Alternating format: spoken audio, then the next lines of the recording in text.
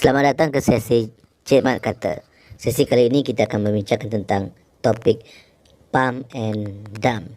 Apa dia itu pump and dump?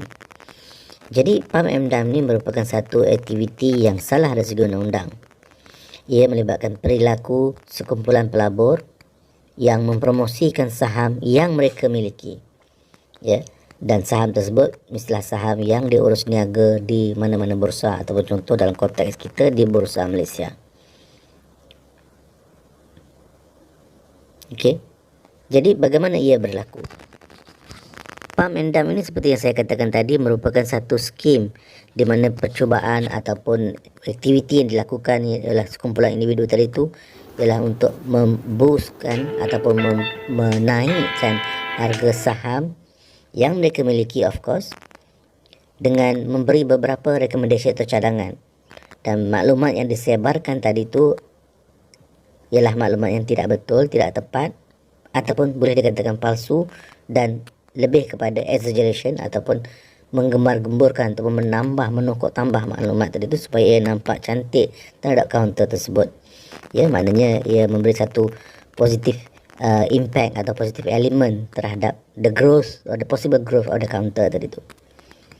Dan medium yang selalu digunakan untuk tujuan ini ialah selalunya mereka gunakan medium komunikasi iaitu social media, dan mereka akan tidak memberi nama mereka sebenar, melalui anonymous messaging apps, ya.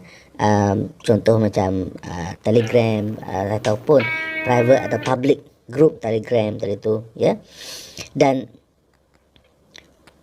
mereka yang bertanggungjawab untuk mempromosikan skim ini usually will begin to coordinate rumors, misinformation, yang saya katakan tadi tu, or hype, iaitu memberi gambaran yang cantik, ya, mengenai kaunter tersebut, bertujuan untuk menarik minat pelabur terhadap kaunter-kaunter tersebut. Dan selalunya maklumat-maklumat ini bila pelabur tadi cuba mencari, mereka tidak akan berjumpa maklumat tersebut.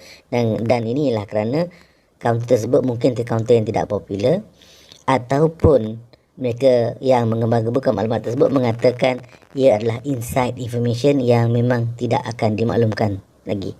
Jadi mereka yang mendapat maklumat tadi itu merasakan mereka merupakan orang-orang yang terawal, ya, yang dapat maklumat dan akan membeli saham-saham yang ditawarkan tadi tu, iaitu saham yang on the targeted counters tadi tu, sebab mereka mempunyai expectation yang harga tadi tu akan naik, ya, sebab maklumat yang diberikan tadi tu. Okey. Dan apa yang akan berlaku bila basic supply and demand akan berlaku lah, ya, bila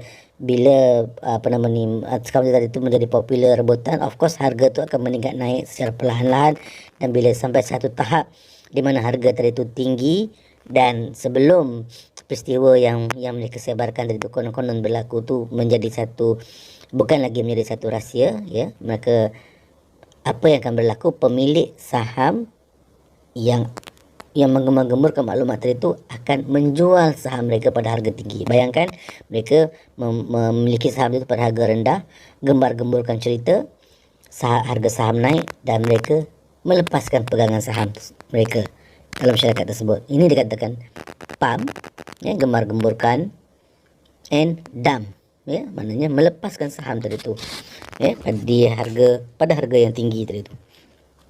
Dan mereka yang membeli saham tadi itu akan berakhir dengan memiliki saham yang mungkin nilai yang rendah lah, ya. Sebab apa?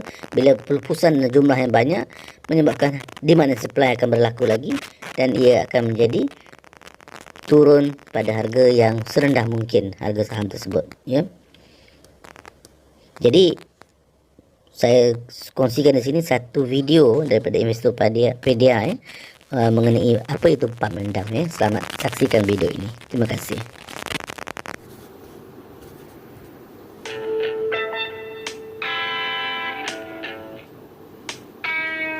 A pump and dump scheme involves fraudsters boosting the price of a stock by making false or misleading recommendations about its value.